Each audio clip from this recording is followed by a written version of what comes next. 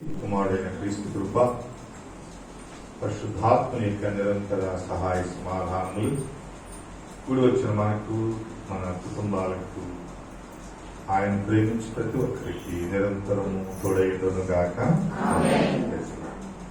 ప్రభునామాన్ని అందరికీ వందనాలు తెలియజేస్తున్నాం. నిజ రక్షకుడు, నిరంతర స్తోత్రార్హుడు, ఘనమైన తండ్రి, దేవాది దేవుడు మనల్ని దీవించి ఆదరించి ఆశీర్వదించి తన అద్భుత కృప దయచేయును గాక.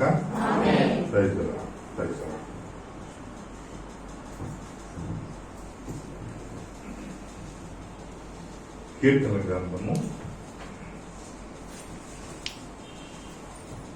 2వ అధ్యాయము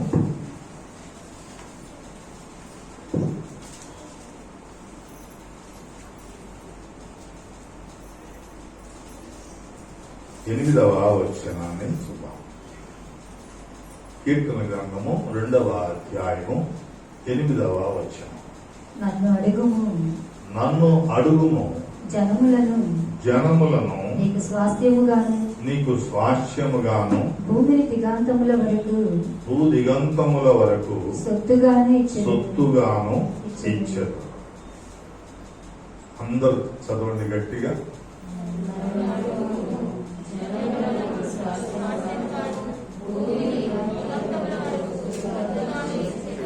గట్టిగా చెప్పండి.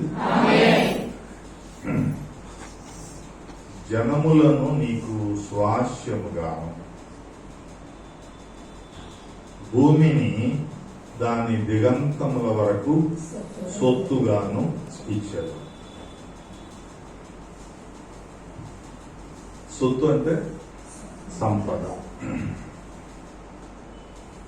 సంపదగా భూమిని ఇస్తా ఉన్నారు. దాని దిగంతాలంటే దాని యొక్క అంతర్భాగాలు. మనం ఏది ధరించినా, ఏది పెట్టుకున్నా, ఏది కలిగి ఉన్నా, ఏది కట్టుకున్నా అన్నీ ఎక్కడి నుంచి వస్తాయి? ఈ భూమి దాని దిగంతముల నుంచే వస్తాయి. ఎక్కడి నుంచి రావు. నీవు బంగారం కలిగి ఉన్నా, ఇత్తడి కలిగి ఉన్నా, వెండి కలిగి ఉన్నా, దానికి మించినటువంటి అతి ఖరీదైన ప్లాటినం కలిగి ఉన్నా, మంచి మంచి ఇళ్లు కలిగి ఉన్నా, భవంతులు కలిగి ఉన్నా, పాడి కలిగి ఉన్నా, పంట కలిగి ఉన్నా, ధనరాశులు, జీవరాశులు ఏది కలిగి ఉన్నా ఇవన్నీ ఎక్కడి నుంచి వస్తాయి అంటే భూమి దాని దిగంతాల నుంచే వస్తాయి. దానిలో ఇటువంటి మనము అక్కడి నుంచే వచ్చాం. మనం అనుభవించేవి కూడా అక్కడి నుంచే వస్తాయి. ప్రియమైన దేవుని బిడ్డలారా, ఇంకా ఏమిస్తా ఉన్నాడు? జనములను నీకు స్వాస్యముగా ఇస్తా. జనములు స్వాస్యం. స్వాస్యం అంటే హక్కు. దాని మీద మనం కమాండ్ కలిగి ఉండటం. హక్కు భుక్తమైనటువంటి అధికారం, కమాండ్ చేసే అధికారం, పాలన చేసే అధికారం, శాసించే అధికారం, సొంతం చేసుకునేటువంటి అధికారం, మన మాటకు లోబడేటువంటి అధికారం. శతాధిపతి చెప్తాడు దేవునితో, ఒకడు రమ్మంటే వస్తాడు, ఒకడు పొమ్మంటే పోతాడు. అనేక మంది నా మాట వినేటువంటి సైన్యం నాకు ఉంది అని చెప్తాడు. ఇది ఎవరిస్తారు? ప్రభువే ఇస్తాడు. నిన్ను అధికారిగా పెడితే, నిన్ను ఒక ఏలికగా నియమిస్తే, నీకు ఒక గొప్ప బాధ్యత ప్రభు ద్వారా నువ్వు పొందుకుంటే అనేక మంది జనాలు నీకు స్వాస్యం అవుతారు. అనేక మంది జనాల యొక్క జీవితాలను, దిశను, దశను మార్చేటువంటి గొప్ప శక్తినిస్తాడు, స్థితినిస్తాడు. అనేక మందికి నిన్ను ఆశీర్వాద కారణంగా మారుస్తాడు. వాక్యాన్ని చాలా జాగ్రత్తగా మనం ఫాలో అవుతున్నప్పుడు దేవుని ప్రణాళిక ఏంటో మనకు అర్థమవుతాం. దేవుని చిత్తం ఏంటో అర్థమవుతుంది. నీ పట్ల, నా పట్ల, మనందరి పట్ల దేవుని ఉద్దేశాలు ఎలా ఉన్నాయో తెలుస్తా ఉంటాయి. జనములను స్వాస్యముగా ఇస్తా, భూమి దాని యొక్క అంతర్భాగాల్లో ఉన్నటువంటి గుప్తమైన నిధులు, రహస్య నిధులు, నువ్వెన్నడూ చూడనివి, కనులారా కాంక్షించనివి, నిన్ను అద్భుతపరిచేవి, ఆశ్చర్యాన్ని కొలిపేటువంటివి నీకు ఇస్తా ఉన్నా. ఎప్పుడయ్యా అంటే చెప్పండి, ఎప్పుడు? నన్ను అడిగినప్పుడు. దీనంతటికి మూలవాక్యం, మూల కారణం ఒకటే, నన్ను అడుగుము. ఎంతమంది అడుగుతున్నారు?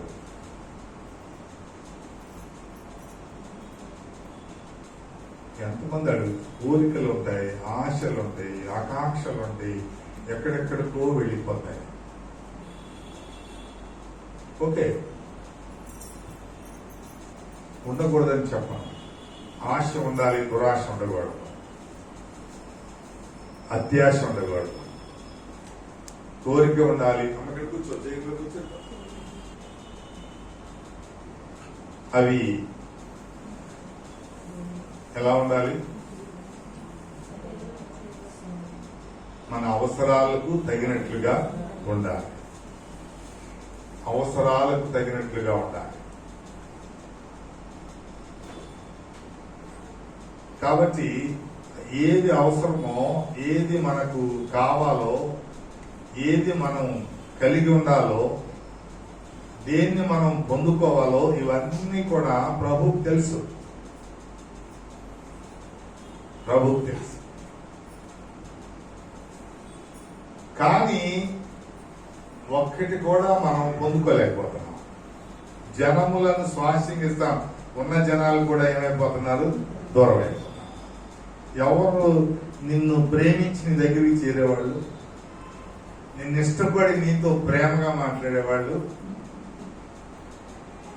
నీతోనే ఎక్కువ సమయం గడపాలని అనుకునేవాళ్ళు, నీ మాటే వినాలి అనేటువంటి ఉద్దేశాలు కలిగిన వాళ్ళు, ప్రతి దానిలో నీ సలహా స్వీకరించాలి అనే ఆలోచన కలిగిన వాళ్ళు, నీ అడుగులో అడుగు వేస్తూ నడిచేవాళ్ళు, ఒకరిని, ఈ ప్రజలలో ఒకరిని సంపాదించుకున్నామా? మన బంధువుల్లో ఒకరిని సంపాదించుకున్నామా? మనకు కావలసినటువంటి వారిలో ఒకరిని సంపాదించుకున్నామా అంటే మనకి ఎవరు అక్కర్లేదు, అందరినీ కట్ చేసుకుంటూ వెళ్ళిపోతూ ఉన్నాం. ఎందుకు? ఎవరంటే మనకు పడదు. అసూయ, ద్వేష, కక్ష, కార్పణ్యం, సమాధానం లేని స్థితి, అంగీకారం లేని స్థితి. ఏం కూడబెట్టి వెళ్ళిపోతాం తెలియదు. కానీ ఎంతసేపు మనం సంపాదించుకోవాల్సినవి, మనం అడగవలసినవి, కూడబెట్టుకోవాల్సినవి అన్ని విడిచిపెట్టి అక్కర్లేనివన్నీ కూడా మన మనస్సులో, మన ఆత్మలో చేర్చేసుకుంటూ ఉంటాం. ఆత్మ కలుషితం అయిపోతుంది, మనస్సు కలుషితం అయిపోతుంది, శరీరం బలహీనపడిపోతుంది. దేవుడు అనుగ్రహించేవాటన్నిటినీ పొందుకోలేకపోతాం. దేవుడు ఇచ్చేవాటన్నిటినీ దూరం తీసేసుకుంటాం. ఎవరినో చూసి పడి వాళ్ళ మీద పడి ఏడ్ చేస్తూ ఉంటాం. నీకు ఇస్తానని చెప్తున్నాడు. ఎవరిని చూసో మనం ఏడవక్కర్లా, నీకే ఇస్తానంటున్నాడు. సమస్తము నీకు అనుగ్రహిస్తానంటాడు. ఆయన ఒకడికి ఇచ్చి ఒకడికి అన్యాయం చేసేవాడు కాదు. మనం అన్యాయస్తులుగా ఉన్నాం కాబట్టి, ఉండవలసినటువంటి యాక్టివిటీస్ మనలో లేవు కాబట్టి, అడుగుడి మీకు ఇవ్వబడును అని చెప్తే, అడుగుడి అవన్నీ మీకు స్వాస్యముగా ఇస్తాను, భూమి దానిలో ఉన్న ఫలాలన్నీ మీకు అనుగ్రహిస్తానని చెప్తా ఉంటే ఏం చేస్తున్నావు? ఏం చేస్తున్నావు? ఎలా ప్రవర్తిస్తున్నావు? ఎలా బిహేవ్ చేస్తున్నావు? ఏ రకంగా ఉంటున్నాం అంటే చూడండి ఏం చెప్తాడు, అన్యజనులు ఎలా అల్లరి రేపుతున్నారు. ఏం చేస్తారంట? అల్లరి చేస్తారు, అల్లరి చేయిస్తారు, అల్లరి రేపుతారు. అన్యజనులు అంటే దేవుణ్ణి ఎరిగిన వారు కాదు, ఈ స్వభావం ఉన్న వాళ్లే అన్యజనులు. ఎలా అల్లరి పుట్టించాలి, సమాధానకరమైన స్థితిలో ఉన్న పరిస్థితులను ఎలా డిస్టర్బ్ చేయాలి, మనకు అనుకూలంగా మార్చేసుకోవాలనుకో. దేవునికి అనుకూలమైన స్థితిని మనకు అనుకూలంగా మార్చేస్తాం. అల్లరి లేని దగ్గర అల్లరి పుట్టిస్తాం,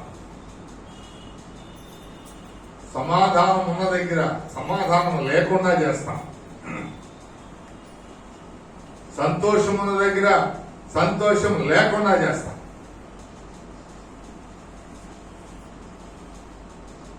వీటన్నిటితో సహజీవనం చేస్తూ ఉంటాం. ఎలా అర్థం చేస్తా ఉన్నారు? జనములు వ్యర్థమైన దానిని తలంచుచున్నారు. జనులందరూ వ్యర్థమైన వాటిని తలస్తూ ఉన్నారు. అక్కర్లేని వాటి గురించి ఆలోచిస్తూ, అక్కర్లేని వారి గురించి మాట్లాడుకుంటాం, అక్కర్లేని కార్యక్రమాలన్నీ చేయడం చాలా విచిత్రంగా ఉంటుంది. దేవుడు నీకు బాధ్యత ఇచ్చినప్పుడు దాన్ని విడిచిపెట్టి ఇటువంటి తలంపులు, ఆలోచనలు, ఉద్దేశాలు, మాటలు, ఫోన్లు, చాటింగ్లు ఇవన్నీ మన జీవితంలో ఉంటే దేవుడిచ్చే ఆశీర్వాదం ఎక్కడుంటది? సింపుల్ గా ఆలోచన చేయండి. నీ బతుకంతా ఎల్లరితో నిండిపోతే దేవుని పరిశుద్ధత ఎక్కడి నుంచి వస్తుంది? బ్రతుకంతా ఈ వ్యర్థముతో నిండిపోతే దేవుని ఆశీర్వాదాలు ఎక్కడి నుంచి వచ్చి మనలో, మన కుటుంబాల్లో, మన జీవితాల్లో ఉంటాయి? ఎంతసేపు వ్యతిరేక భావంతో ముందుకు సాగుతూ ఉంటే ఆయన అడగకుండా వ్యసనంతోనో, వేదనతోనో, గలిబిలితోనో, గందరగోళంతోనో ఆయన దగ్గరికి వచ్చి మోకరించి అది కావాలి, ఇది కావాలి అడుగుతూ ఉంటే ఇట్ ఈస్ పాసిబుల్?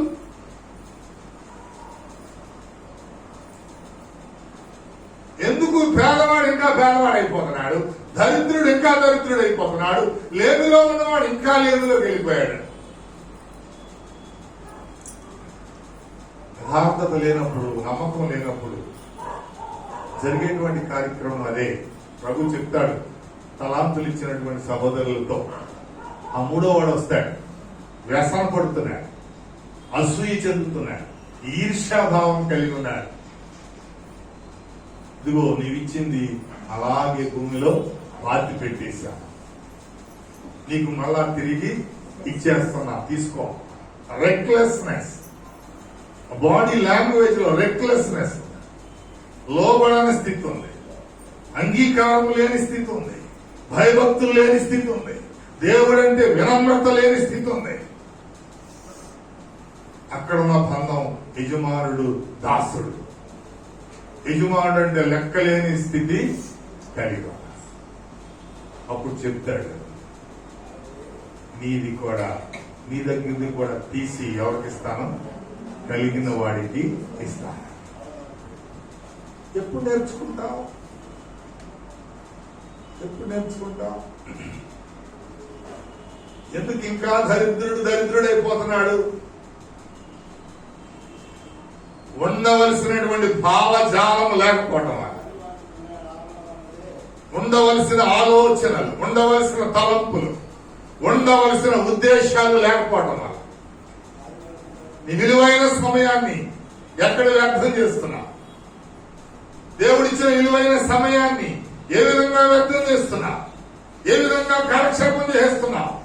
ఏ విధంగా పిచ్చపాటి మాడుకుంటూ తిరిగేస్తున్నావు? ఇవాళ నీ కుటుంబంలో నీ బిడ్డలు అడగకపోవచ్చు, నీ భర్త అడగకపోవచ్చు, నీ కాపరి అడగకపోవచ్చు. ఎందుకని? మనం ఎవరిని లెక్క చేయం కాబట్టి. అడిగినా లెక్కలేనితనంగా ఉండొచ్చు, కానీ బట్ ప్రభు నిన్ను పుట్టించిన వాడున్నాడా? ఖచ్చితంగా అడుగుతాడు, ఖచ్చితంగా అడుగుతాడు. అది నీ ఇష్టం. నీ స్థాయి నువ్వు పెంచుకోవాలంటే నీ ఇష్టం. నీ అభివృద్ధి నీవు దినదినం క్రమక్రమం వర్ధిల్లింప చేసుకోవాలంటే నీ చేతుల్లో ఉంది. ఎక్కడ లేనన్ని ధనరాశులు, గుప్త నిధి, భూమిలో దాచబడిన ప్రతి ఆశీర్వాదం నీ దగ్గరకు రావాలంటే నీ చేతుల్లోనే ఉంది. పోగొట్టుకోవాలన్నా నీ చేతుల్లోనే ఉంది. ఎవడో వచ్చి పోగొట్టడం, నీవన్నీ పీకాపలు పడేయడం, ఎవడో వచ్చి నీకు ఇవ్వడం, కావలసిన సమస్తం సమృద్ధి ఇవ్వడం, నువ్వు తయారు చేసుకోవాల్సిందే, నువ్వు సంపాదించుకోవాల్సిందే, నీవు సిద్ధం చేసుకోవాల్సిందే. ఉండవలసిన యాక్షన్ లేకుండా ఇష్టానుసారమైన యాక్షన్స్ ఉంటే ఏం చేస్తా ఉన్నారు చూడండి. 3వ వచనం, భూరాజులు యెహోవాకును ఆయన అభిషక్తునికి విరోధముగా నిలుచుచున్నారు. ఏం చేస్తారంట? భూరాజులు, ఏలుబడి చేసేవారు, పరిపాలన చేసేవారు, అధికారులు, ఉద్యోగస్తులు, యజమానులు యెహోవాకు ఎలా నిలబడుతున్నారు? విరోధముగా నిలబడుతున్నారు. అభిషిక్తుని కంటే పరిశుద్ధాత్మ దేవునికి ఎట్లా ఉన్నారు? విరోధంగా ఉన్నారు. ఆయనేమో అన్ని ఇస్తారంటే వీళ్ళు ఎలా ఉన్నారు? విరోధంగా ఉన్నారు. ఏలికలు ఏకీభవించి ఆలోచన చేయించు. ఏలికలు ఏలుబడి చేసేవారు, పెత్తనాలు చేసేవాళ్ళు, రకరకాల అధికారం చలాయించేవారు. కొంతమంది ఆటోమేటిక్ గా ఒక నాయకత్వ లక్షణాలు కలిగి ఉంటారు. నాయకత్వ లక్షణాలు కలిగి ఉండి మిగిలిన వాళ్ళందరినీ ఏం చేస్తారు? ఏలుబడి చేస్తుంటారు, శాసిస్తూ ఉంటారు. నేను చెప్పాను చెయ్యంటూ ఉంటారు. ఇవందరూ ఏలుబడి రకరకాలుగా కూడుకొని వ్యతిరేకమైన ఆలోచనలు చేస్తూ ఉంటారు. మన లైఫ్ అంతా, హిస్టరీ అంతా ఇక్కడ రాసేసాడు. ఎందుకు జనములు నీకు స్వాస్యంగా ఉండట్లేదు? ఎందుకు భూదిగంతముల వరకు సొత్తు నువ్వు కలిగి ఉండటం లేదు? ఎందుకు అభివృద్ధి నీలో కనిపించడం లేదంటే నువ్వు చేయాల్సిందంతా మర్చిపోయి ఈ రకమైన అన్ని యాక్షన్ అంతా చేసుకుంటూ వెళ్తావు. వాడిని దబాయిస్తావు, వీడి మీద కథనం చేస్తావు, వాడిని శాసిస్తావు, వాడిని కూర్చోబెడతావు, వీడిని నుంచోబెడతావు, ఇంకొకరిని పడుకోబెట్టేస్తావు. నీకు ఎలా కావాలో అలా తయారైపోతావు. నీకు ఎలా కావాలో తయారైపోతే దేవుడు దిగొచ్చి ఏం చేస్తాడు? నీకు ఏం చేస్తాడు? చెప్పినా అర్థం చేసుకోలేము, మన యొక్క యాక్టివిటీస్ మార్చుకోలేము, మన ఉద్దేశాలను మనం సరి చేసుకోలేకపోతున్నాం. ప్రియమైన దేవుడు 4వ వచనం చదవండి. ఆకాశమందు ఆసీనుడగు వాడు నవ్వుచున్నాడు. చూసారా? పుట్టించిన వాడు ఏం చేస్తున్నాడు? నిన్ను చూచి నవ్వుచున్నాడు. వీళ్ళు వ్యతిరేకంగా ఉంటే నాకేమన్నా అవుద్దా? వ్యతిరేకమైన తలంపులు కలిగి ఉంటే దేవుడు తన స్థానాన్ని కోల్పోతాడా? మనందరం గుంపులుగా కూడి దేవునికి వ్యతిరేకంగా నిలబడితే దేవుని సింహాసనం ఊడిపోద్దా? అందుకే మన ఆలోచనలు ఎందుకు చేస్తున్నామో, ఏం చేస్తున్నామో, ఎలా ప్రవర్తిస్తున్నామో ఇవన్నీ చూచి ఆయన నవ్వుకుంటూ ఉన్నారు. మనల్ని చూచి, నిన్ను చూచి ప్రతి ఒక్కరిని చూచి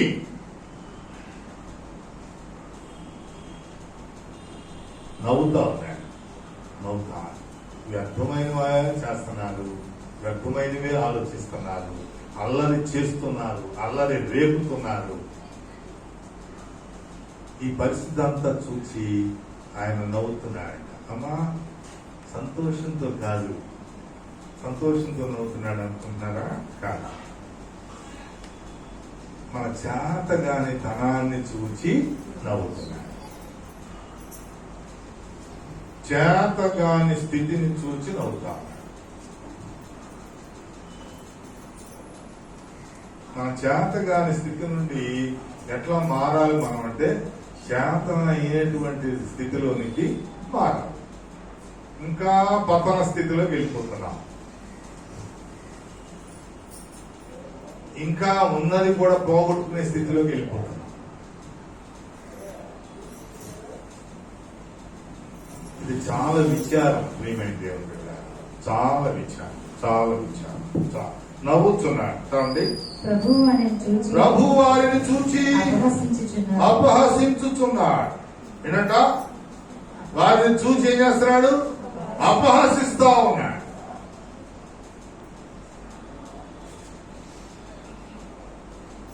చేయాల్సింది వదిలిపెట్టి ఇష్టం వచ్చినట్టు చేస్తే అపహసిస్తా ఉన్నాడు దేవుడు.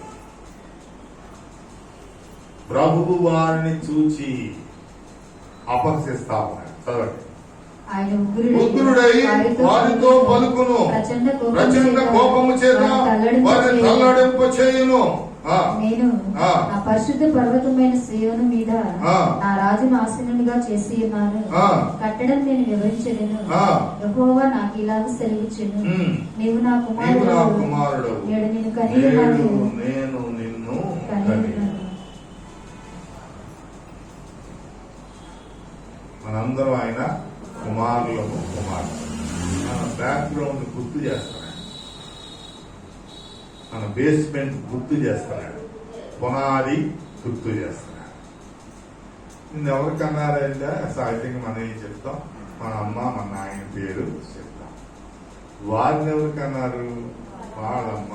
ఇలా అలా అలా అనుకుంటూ వెళ్తే ఆదాం దగ్గరికి వెళ్ళిపోతాం.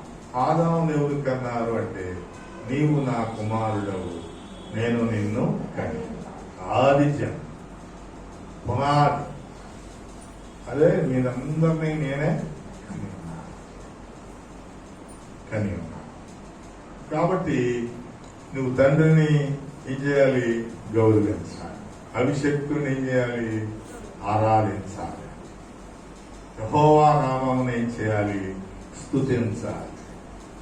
ఆయనను కొనియాడాలి, మహింపరచాలి, గణపరచాలి, ప్రార్థన చేయాలి, సాగిలు పడాలి, అన్ని చేయాలి. నేను కదా నిన్ను కని ఉంటే నాకు వ్యతిరేకంగా ఎందుకు నిలబడ్డావు? ప్రశ్న. నేను కదా నిన్ను కని ఉన్నాను, నాకు వ్యతిరేకమైన ఆలోచనలు ఎందుకు ఆలోచన చేస్తున్నావు? నేను కదా నిన్ను కని ఉన్నాను, అన్ని జనులతో ఎలా కలిసిపోయావు? వాళ్ళతో కలిసి ఎలా అల్లరి చేస్తున్నావు? వాళ్ళతో కలిసిపోయి ఎలా అల్లరి రేపుతున్నావు? వ్యతిరేకమైన భావాలు ఎలా క్రియేట్ చేస్తున్నావు? వ్యతిరేకమైన ఆలోచనలు ఎలా కలిగి ఉన్నావు?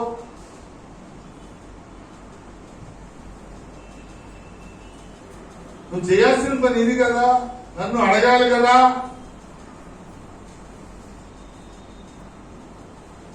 అర్థమైందా? నన్ను అడగాలిగా. అడిగితే నీకు ఇవ్వనా? నేను నాకు కావాల్సిన ప్రతిదీ దేవుణ్ణి అడుగుతాను. నేను అర్థమైందమ్మా? నాకు ఏది కొత్తగా ఉంటుంది అడుగుతా. ఒక రోజు అసలు ఏమి ₹1 కూడా ఉంటాడు నాయన. మరి వాళ్ళ ₹1 కూడా లేదు. చూస్తే మరి చాలా మరి అవసరం కదా, అది డబ్బులు అవసరం, లేకపోతే మ్యాన్ పవర్ అవసరం, సపోర్ట్ అవసరం, ఇవన్నీ అడుగుతూ ఉంటాను ప్రభుని. అలా అడగ్గా కొన్ని నెలలు అడిగితే దేవుడు ఏం చేస్తాడు? సమకూరుస్తాడు. వెంటనే ఏది రాదు. మనం నిరాశ చెందకూడదు, నిస్పృహలోకి వెళ్ళిపోకూడదు. మనకి దొరకలేదే, రాలేదే అని మనం దిగులు చెందకూడదు.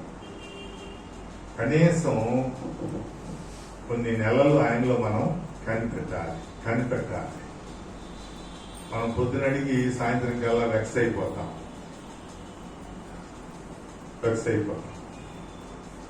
ఇంకా రాలేదేంటి, ఫస్ట్ అడిగాం రాలేదేంటి, లేకపోతే జాబ్ అడిగాం రాలేదేంటి. జాబ్ అంటే గుర్తొచ్చింది, 6 నెలల నుంచి మా అల్లుడు గారి గురించి ప్రార్థన చేస్తున్నారు. సువార్తమ్మ గారు ప్రార్థన చేస్తున్నారు.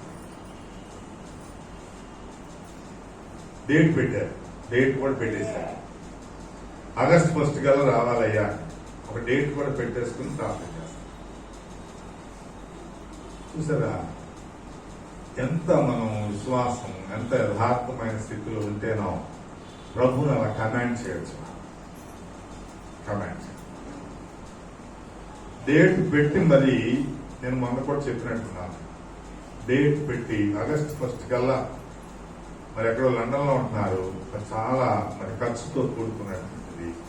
కాబట్టి మీరు ఖచ్చితంగా సహాయం చేయాలని డేట్ పెట్టి ఆగస్ట్ 1 కల్లా మల్లుడి గారికి ఉద్యోగం రావాలని ఆయన అని ప్రభు పాదాలు పట్టుకుని గోజాడినప్పుడు ఖచ్చితంగా ఆగస్టు 1కే అపాయింట్మెంట్ ఆర్డర్ దేవుడు ఇచ్చారు. అందరూ దేవుని మహిమపరచడం, అందరినీ 2 చేతులు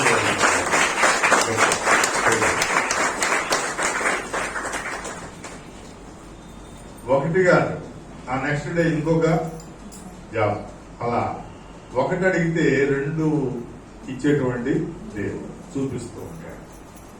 మనం అక్కడున్న పరిస్థితులను బట్టి బిడ్డను స్కూల్కి తీసుకురావాలి కాబట్టి ఆ టైమింగ్స్ ని బట్టి మొదట ఇచ్చిందే ఆయన ఓకే చేస్తారు. రెండోసారి ఇచ్చింది ఇంకా దాని మీద ఉన్నతమైనటువంటి మేనేజర్ పోస్టే అయినప్పటికీ మొదటి ఇచ్చిన దానికే మగ్గు చూపారు. అది మేనేజర్ పోస్ట్ ను కూడా విడిచిపెట్టారు పరిస్థితిని బట్టి. రిమైండర్ 1 month 1,80,000 శాలరీ, 1,80,000 రూపాయల ఉద్యోగంతో జీతంతో ఆ ఉద్యోగాన్ని దేవుడు అనుగ్రహించారంటే ఎవరిని దేవుడు విడిచిపెట్టడం, ఎవరిని దేవుడు వదిలేయడు, ఎవరిని దేవుడు గెంటి వేయడు, తోలనాడు. కేవలం మన యాక్టివిటీస్, ఓన్లీ కేవలం మనం కలిగి ఉండాల్సిందేదో అది కలిగి ఉండాలి. మనం ఏం చేయాలి? ఏం చెప్తున్నాడు? నన్ను అడగండి అంటాడు. నన్ను అడగండి.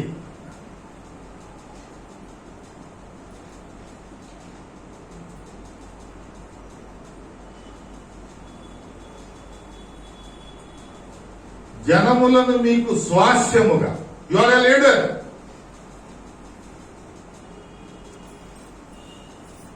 నిన్ను ఒక నాయకుడిగా, లీడర్గా, ఒక యజమానిగా, ఒక ఉన్నత స్థాయిలో ఉన్న వ్యక్తిగా నిలబెట్టేస్తాడు.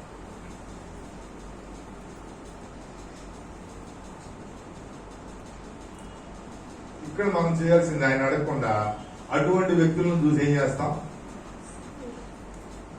ఏం చేస్తాం?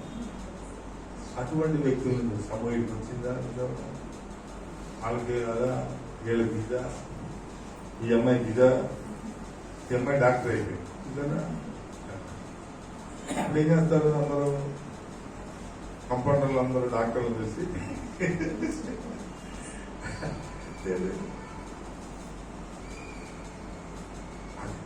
దాన్ని మనం తొలగించుకోవాలి, వేరుతో సహా పీకి అవతల పడేసుకోవాలి. మీకు ఏమనంటే కదా, ఇది ఈ వర్గానికి ఏమను, ఈ ప్రజలకి ఏమను, వీళ్ళకి ఏమోనని ఏమన్నా రాశాడా? రాయలేదు. మిమ్మల్ని అందరూ నేనే కదా కని ఉన్నాను. ఈ భావాలు ఎందుకు, ఈ విధమైన ఉద్దేశాలు ఎందుకు, ఈ విధమైనటువంటి యాక్షన్ ఎందుకు ఉంది అని చెప్తున్నాను. కాబట్టి ఏం చెప్తున్నాడు చూడండి 10వ వచనంలో, కాబట్టి రాజులారా వివేకులయుండుడి, భూపతులారా బోధనుండుడి, భయభక్తులు కలిగి యెహోవాను సేవించుడి. ఏం చేయాలో చెప్తున్నాడు, నువ్వు ఎలా ఉండాలో చెప్తున్నాడు, ఏ రకమైన ఉద్దేశాలు కలిగి ఉండాలో చెప్తున్నాడు. కాబట్టి రాజులారా, కాబట్టి భూపతులారా, మీరు ఎలా ఉండాలి? వివేకులై ఉండాలి. జ్ఞానం కలిగి, వివేచన కలిగి, ఉండాలి. అంటే మాకేం లేదనమాట, వివేచన లేదు. మనకేం వస్తుంది వివేచన అనుకుంటే చాలా పొరపాటు, చాలా పొరపాటు, చాలా పొరపాటు. వివేచన కలిగి ఉండాలి. మనల్ని ఆయన కని ఉన్నాడు, ఆయన ప్రభు అయి ఉన్నాడు, ఆయన అభిషక్తుడై ఉన్నాడు, ఆయన పోషిస్తున్నాడు, ఆయన మనల్ని పరిపాలిస్తున్నాడు, ఆయనే కాచి కాపాడుతూ సంరక్షిస్తున్నాడు. కాబట్టి మనం వివేకము కలిగి ఆయన సాగిలపడాలి, ఆయన స్తుతించాలి, మహింపరచాలి.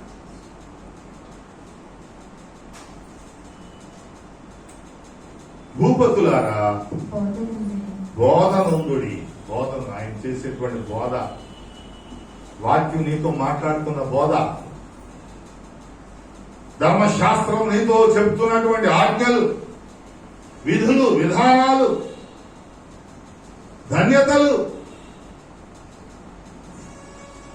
ఇవన్నీ కూడా తెలుసుకుని బోధన ఉండాలి. బోధన ఉండాలి. సృష్టి దానికి అదే ఏం చేసుకుంటుంది, పగటికి పగలు బోధ చేసుకుంటుంది, రాత్రికి రాత్రి బోధ. నన్ను పగలుగా మలిచాడు కాబట్టి నేను ఏం కలిగి ఉండాలి, బోధ చేసుకుంటాను.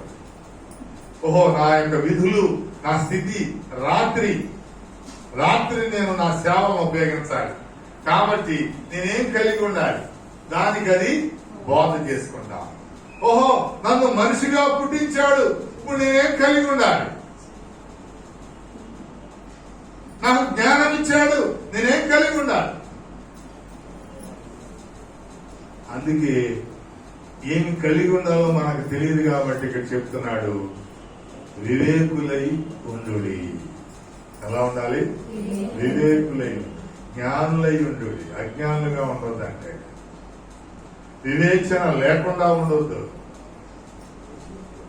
స్పృహ కలిగి ఉండాలి, మేల్కొని ఉండండి. అంటే నిద్రపోవద్దంటే నువ్వు ఎలా ఉండాలో చెప్తా ఉంటే ఇవన్నీ మనకు మనం బోధ చేసుకోకోకుండా వ్యతిరేకంగా జీవిస్తున్నాం, వ్యతిరేకంగా ఉంటున్నాం, ఫలితాన్ని అనుభవిస్తా ఉన్నాం. వివేకము కలిగి ఉంది. ఇంకేమంటాడు, భయభక్తులు కలిగి యెహోవాను సేవించుడి. ఏం చేయాలా? భయభక్తులు కలిగి యెహోవాను సేవించుడి. గడగడ వణుకుచు సంతోషించుడి. గడగడ వణుకుచు సంతోషించుడి. ఎన్ని చేయమన్నాడు? 4 చేయండి. ఏంటది? ఒకటి, వివేకులై ఉండండి, బోధ కలిగి ఉండండి, భయభక్తులు కలిగి ఉండండి, సేవించండి, గడగడ వణుకుచు. గడగడ వణకడం మనకు తెలియదు, ఎదుర్కొని మాత్రం గడగడ వణికిస్తాం. నన్ను చూడండి ఎలా వణికిస్తానో. నన్ను చూస్తే అందరికి టెర్రర్, దడ అంటాను. నన్ను చూస్తే అందరికి దడే. ఇక ఎదుటి దడస్తే అర్థం ఏంటి? వణికినట్టే. అవునమ్మా, ఒక్కొక్కరిని చూస్తే మనకేమొస్తుంది? దడ, చలి, జ్వరం, వణుకు.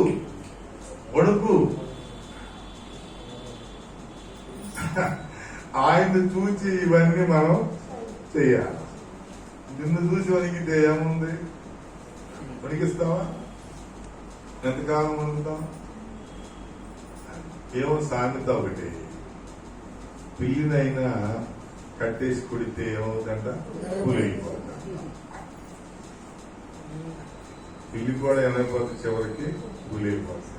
నేనే పుల్లని ఎర్రలుగుతా ఉంటే ఆ పిల్లి ఏం చేస్తుంది? పిల్లి ఏం చేస్తుంది? అంతేనమ్మా. పులి, ఆడపులి, ఒలింపిక్స్ గేమ్స్ జరుగుతా ఉన్నాయి. నిన్నటి వరకు పథకాలు తెచ్చిన వాళ్ళంతా ఆడపులులే.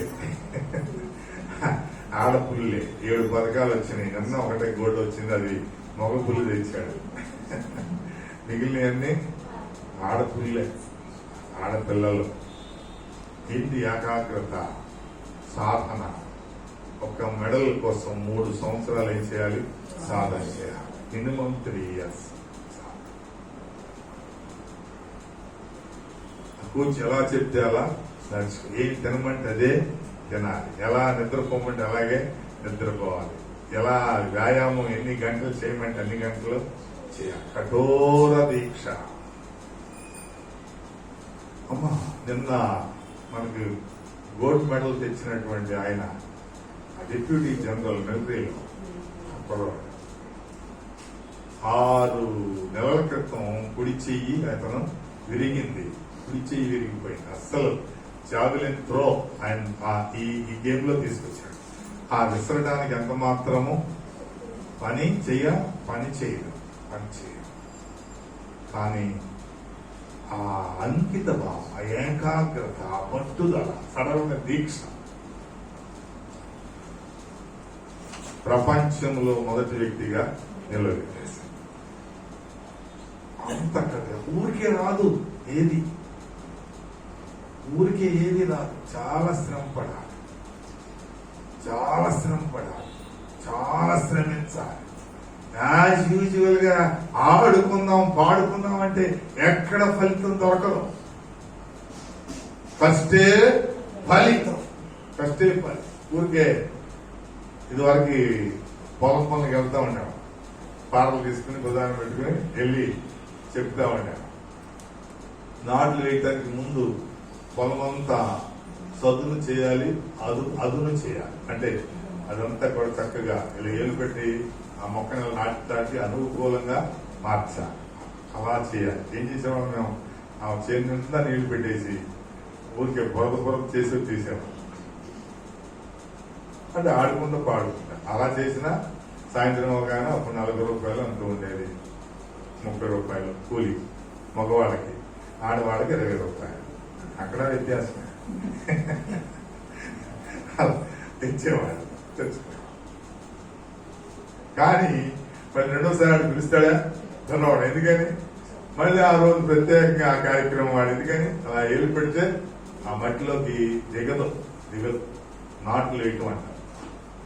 దానికి నాట్లు వేసే ముందు చేయాల్సినటువంటి చదును, అనుకూలమైనటువంటి ఆ భూమిని అనుకూలంగా మార్చండి. ఇదంతా శ్రమ పడాలి. ఆరబెట్టి చెక్కాలి, నీళ్లు పెట్టి కాళ్ళతో తొక్కాలి. ఇవన్నీ చేయాలి. ఊరికే కూర్చుంటే అవదు. ఏది అవ్వదు. అలా శ్రమించి ఇవాళ ఉన్నతమైన స్థితిలో ఉన్నప్పుడు జనములు అందరూ ఆయనకి ఏమైపోయారు? ఫ్యాన్స్ అయిపోయారు, స్వాచ్యం అయిపోయారు. జన్మ హాకీలో మన పిల్ల దళిత మహిళ హాకీలో అద్భుతమైనటువంటి ప్రదర్శన చేసింది. అద్భుతమైన ప్రదర్శన.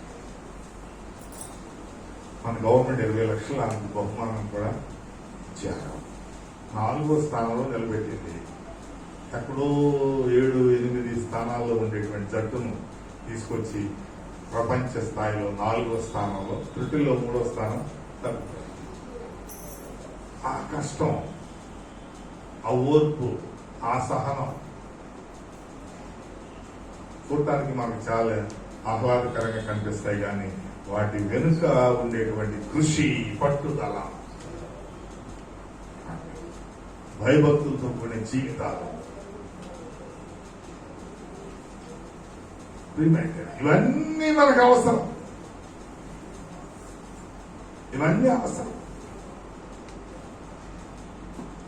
మనము అది కలిగి ఉన్నప్పుడు, ఆ భయభక్తులు కలిగి ఉన్నప్పుడు, దేవుని సన్నిధిలో ఆ విధమైన వినమ్రత కలిగి ఉన్నప్పుడు, ఆ విధమైన గజగజ వణకడం అంటే శరీరం కాదు వణకాల్సింది. ఏంటది? ఆత్మ వణకాలి.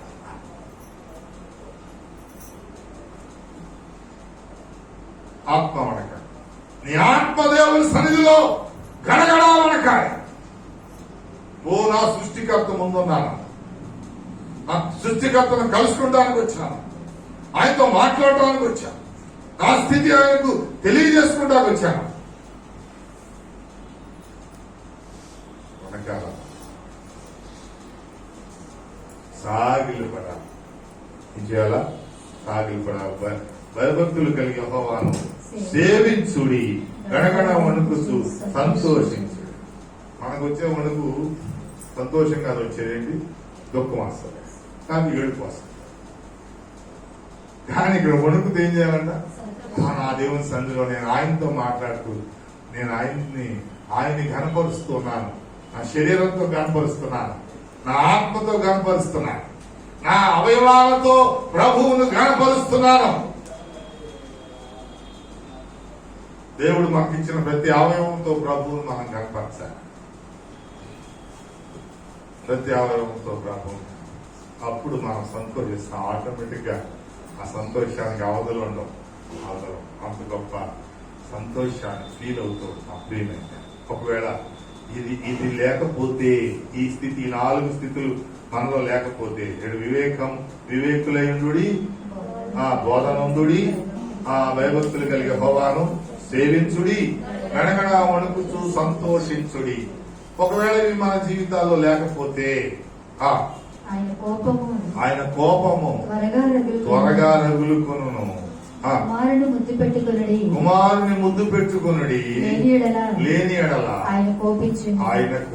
ముద్దు పెట్టుకుంటాం అంటే ఆయన హత్తుకుంటాం, ఆయన్ని కౌగిలించుకుంటాం, ఆయన్ని ముద్దాడటం, ఆయనలో నిలబడటం.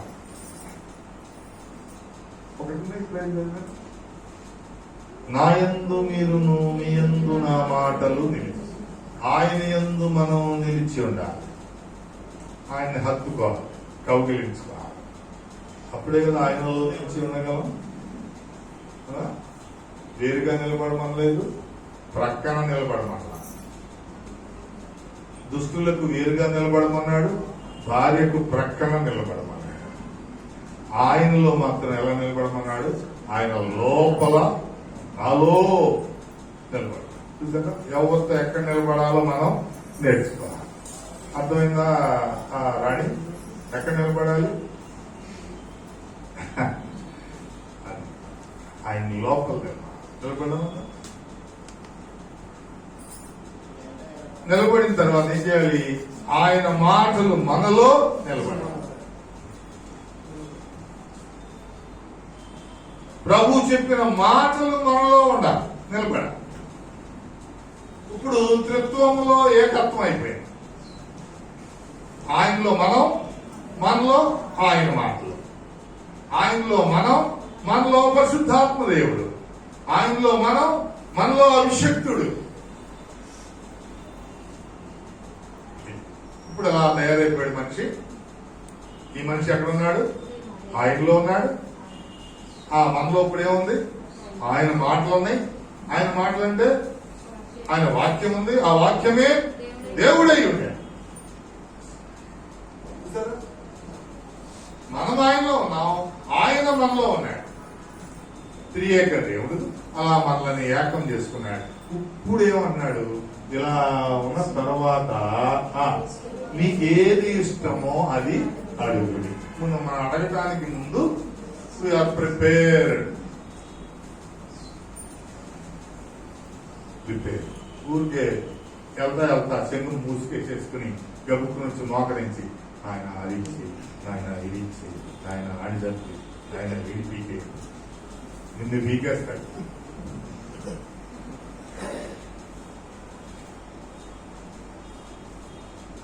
ఊరికి అడిగేస్తే పొయ్యి మీద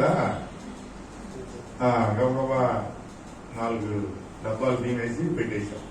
ఉడికిపోయిందా? ఏం చేస్తామా? వంట వండడం, అన్నం వంట నాకు దగ్గర ఏం చేస్తా? ప్లేట్లను తెచ్చుకోండిరా, వడ్డిచ్చేస్తాను అని చెప్పి వేసేస్తావా? ఏమేస్తా? మళ్ళీ ఆ కిందలే పడతాయి. దానిలో మన బ్రతుకులు కూడా అలాగే మిగిలిపోతాం. రా మెటీరియల్, ముడి సరుకు. ఈ ముడి సరుకులో నుంచి సాధనము ద్వారా బయటికి ఉపయోగపడేటువంటి వస్తువులు బయటికి వస్తాయి. క్వార్ట్జ్ అనేటువంటి రాతిలో నుండి మీరు పెట్టుకునేటువంటిది ఏమొస్తుంది? బంగారం బయటకు వస్తుంది. బంగారం ఒక రంతలా రాయి. ఆ రాయిని రకరకాలుగా పిండి చేసి రసాయనాల్లో కలిపి వడపోసి ఏమేమో చేస్తే నేను కంటికి కనపడినంత బంగారం వస్తుంది. క్వార్ట్స్, ఆ రాయి పేరు క్వార్ట్స్, ఆ దానిలోంచి ఇలా వస్తుంది. అవి సాధన చేయటం వల్ల అమ్మా పెట్రోలియం భూమిలోంచి వస్తుంది. పెట్రోలియం దాన్ని సాధన చేయటం వల్ల డీజిల్ వస్తుంది, బయటికి ఉపయోగించే పెట్రోల్ వస్తుంది, కిరసనాయిల్ వస్తుంది, స్టార్ వస్తుంది, వ్యాజ్లైన్ రాసుకుంటాం చూసుకుంటాం, వ్యాజ్లైన్ వస్తుంది. ఒక్క పెట్రోలియం వల్ల ఇన్ని పెట్రోలియం ఉత్పత్తులు బయటకు వస్తాయి. ప్లాస్టిక్ పాత్రలుగా మారడానికి కూడా ఈ పెట్రోలియం అవసరం. ఎన్ని ఉత్పత్తులు నీ ఒక్క ముడి పదార్థాన్ని సాధనం చేసుకుంటే, ఈ జడ పదార్థాన్ని సాధనం చేస్తే ఎన్ని రకాల ఉత్పత్తులు నీలో నుంచి బయటకు వస్తాయి. కానీ అది మనకి ఇష్టం ఉండదు, ఇష్టం ఉండదు. నిన్ను నీకు బాధ చేసుకో, వివేచన కలిగి ఉండవు.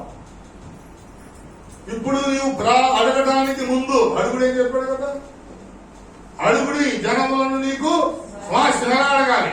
ఈ అడగడానికి ముందు నిన్ను నువ్వు ప్రిపేర్ చేసుకోవాలి. నీవు ఆయనలో ప్రవేశించాలి, ఆయన మాటలు నీలో ప్రవేశించాలి. ఇప్పుడు అడగండి. అలా నిన్ను నువ్వు సిద్ధం చేసుకున్నాక అప్పుడు అడుగు. ఏం అడగమన్నాడు?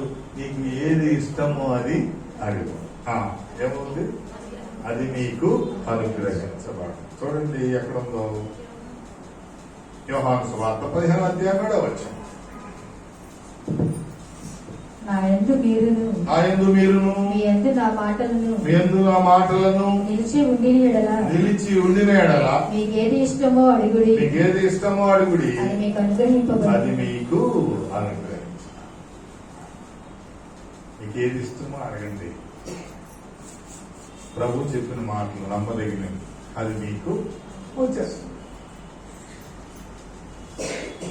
అమ్మా నెక్స్ట్ అదే యోహాను 16:23-24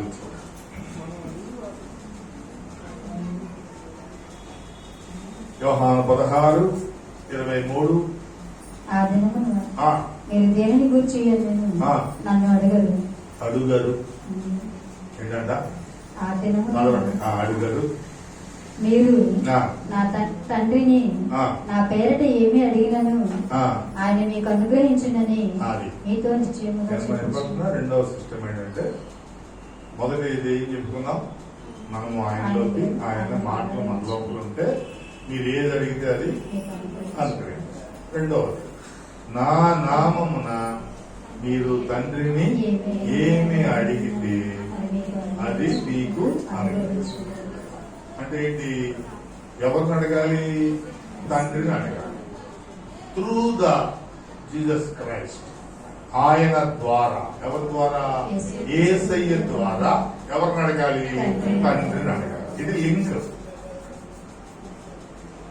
అడిగి అడిగి అడిగి అడిగి అడిగేస్తున్నాము, వేడుకుంటున్నాం తండ్రి అంటారు.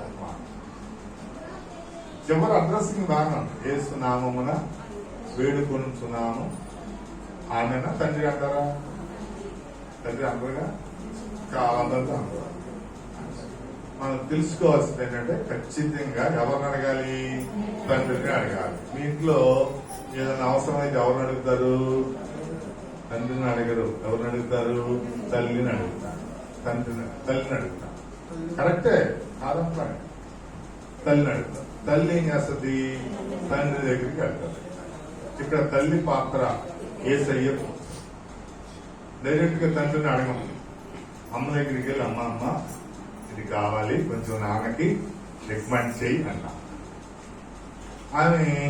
ఆయనకి కోపం లేని, ప్రశాంతంగా ఉన్నప్పుడు, కోపం లేనప్పుడు, ఏ విధంగా గజిబిజి లేనప్పుడు, కొంచెం ప్రేమగా ఉన్నప్పుడు చేసేస్తుంది.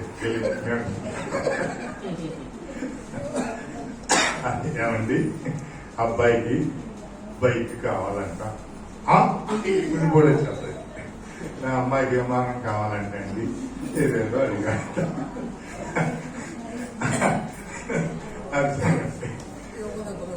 అర్థమైందా? ఇప్పుడు మనల్ని కూడా అలాగే అడగమంటున్నాయి. ఏమని? మీరు ఏమైనా అడగండి, నా నామములో ఎవరిని అడగాలి? తండ్రిని అడగాలి. సిస్టమ్ నేర్చుకోవాలి. అలాగే అడగాల్సిన అడగకుండా పక్కింటి అడుగుతాం వెళ్ళి ఎగిరి అంతాడు, ఊరుకుంటాడు. అదే మీ నాన్నకి వెళ్ళాడు అడుగు. కాబట్టి ఎట్లా అడగాలి అదే చెప్తాడు. చదవనా తర్వాత కొంచెం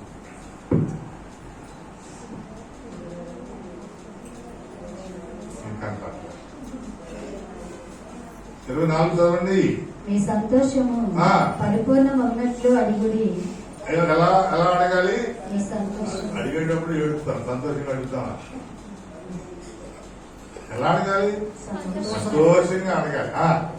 మీకు దొరుకును. అది సంతోషంగా అడిగితే అదేమవుద్ది? మీకు దొరుకుతుంది. వద్దా వదా చెప్తాడో ఎవడో జరుగుతో జరగదో అనవసరంగా అడుగుతున్నావా ఏంటి, దేవుడు ఏమన్నా ఫీల్ అవుతాడేమో, ముందు ఇన్ని రకాలు పెట్టేసుకో. ఎలా అడగాలి? సంతోషంగా అడగాలి.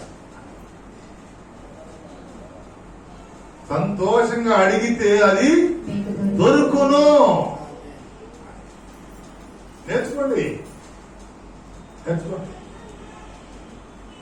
కుసూరు వంట మొహం వికారం చేసుకుని ఏంటో అంత ప్రపంచ భారం అంతా నేనే మోస్తున్నాన్నట్టు ఫీలింగ్ పెట్టుకుని ఆ విధంగా దేవుడి దగ్గరికి వస్తే నిన్ను చూసి ఏం చేస్తాడు ఆయన? నవ్వుతాడు. ఓరి బాబు ఏం కష్టం వస్తుంది ఆయనకి, సంతోషంగా అడగమన్నాను కదా, ఏంటి ఇలా అడిగి వస్తుంది? సంతోషంగా అడగండి, అది నీకు దొరుకును.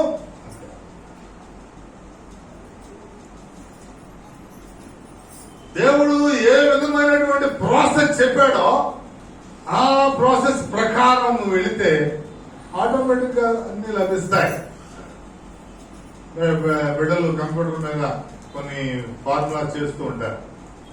ఆ ఫార్ములాస్ తగినట్లుగా చేస్తేనే దాని రిజల్ట్ వస్తుంది. ఏది ఇటుగా నట్టుగా ఏమి తేడా వచ్చినా చివరికి ఏం రాదు, రిజల్ట్. అలా ప్రభు కూడా చెప్పాడు, నీకు ఎప్పుడు దొరుకుతుంది, నువ్వు సంతోషంగా అడిగి దొరుకుతుంది అని. అసలు ముందు అసలు నువ్వు అడగవు కదా. మెయిన్ చదవండి. ఇది వరకు మేమేమీ నా పేరిట అడగలేదు. అది ఇప్పటి వరకు కూడా మీరు ఆయన పేరిట తండ్రిని ఏమి అడగల. అడిగారా? గుండె చేసి చెప్పండి. గుడ్డెలు చేలో పడినట్టు అడుగుతాం. అది ఎటు వెళ్ళిపోద్దో, ఆ దారి ఎటు వెళ్ళిపోద్దో, అది ఎటు మేస్తుందో. ఆ మెయిదు ఆ ఎద్దు గుడ్డిది కదా, ఆ ఉన్న పంటను కూడా ఏం చేస్తుంది? తొక్కేస్తుంది. ఆ ఉన్న పంటను కూడా పంటనేమో తొక్కేస్తుంది. మనం మెయిటాకి వెళ్ళి ఉన్నదాన్ని కూడా ఏం చేస్తాం? పోగొట్టుకుంటాం. అదే ఇది వరకు మీరు నన్ను ఏమీ అడగల అది అడగమని చెప్తుంటే అడగకుండా కూర్చుంటే తెలుగులో సాగుతుంది. అడగందే అమ్మైనా అన్నం పెట్టదు.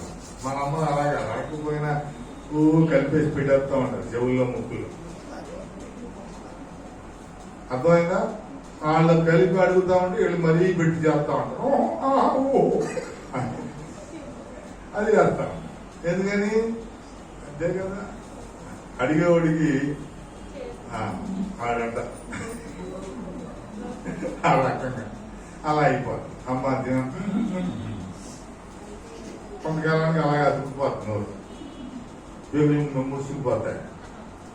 సంతోషంగా అడగండి. ఏదైనా మీకు ఏదైనా అవసరమైంది తండ్రిని నాయన దగ్గరికి వెళ్ళండి, యజమాని దగ్గరికి వెళ్ళండి, సంతోషంగా అడగండి, సంతోషంగా ప్రవర్తించండి, ఉన్నదానిలో సంతోషాన్ని అనుభవించండి. ఆటోమేటిక్ గా ఆశీర్వదించబడతారు, ఆటోమేటిక్ గా వర్ధిల్లుతాయి, ఆటోమేటిక్ గా కావలసినటువంటి నిధులన్నీ వచ్చేస్తాం. సంతోషం లేకపోతే, పొందుకున్నాననేటువంటి సంతోషం లేకపోతే, ఆ విధమైనటువంటి స్థితి మనం కలిగి ఉండకపోతే, ఇప్పటి వరకు మీరు నన్ను ఏం అడగలేదు కాబట్టి ఇక మీదటైనా సంతోషంగా అడగండి, అది మీకు దొరుకుతా ఉందని చెప్పారు. ఎవరి పేరు మీద అడగాలి? తండ్రి పేరు మీద. ఎవరి ద్వారా అడగాలి? యేసయ్య ద్వారా అడగాలి. చెప్పు, ఏది మీకు అవసరమో దాన్ని ఏం చేయాలి? ఈ విధంగా అడగాలి. అయ్యా తండ్రి, యేసు నామములు అడుగుతున్నాను నాయన, యేసయ్య ద్వారా అడుగుతున్నా, మా రక్షకుని ద్వారా అడుగుతున్నా, మీరు సమకూర్చాలి. సమకూర్చే దేవుడు మీరు, తండ్రివి, నాకు కావలసినవన్నీ అనుగ్రహించే దేవుడు నీవు. నన్ను రక్షించడానికి నీ కుమారుని అనుగ్రహించావు. మమ్మల్ని బ్రతికించడానికి నీ కుమారుని అనుగ్రహించావు. ఆ పాపములు మాలోంచి తొలగించడానికి నీ కుమారుని బలియాగంగా అర్పించావు. ఆ కుమారుని ద్వారా అడుగుతున్నానయ్యా. ఆ ప్రతి అవసరం నీకు తెలుసు, ఆ కరువు తెలుసు, నా ఇబ్బంది తెలుసు, నా లేమి తెలుసు, నా లోపం తెలుసు, నాకేది అవసరమో అది తెలుసు.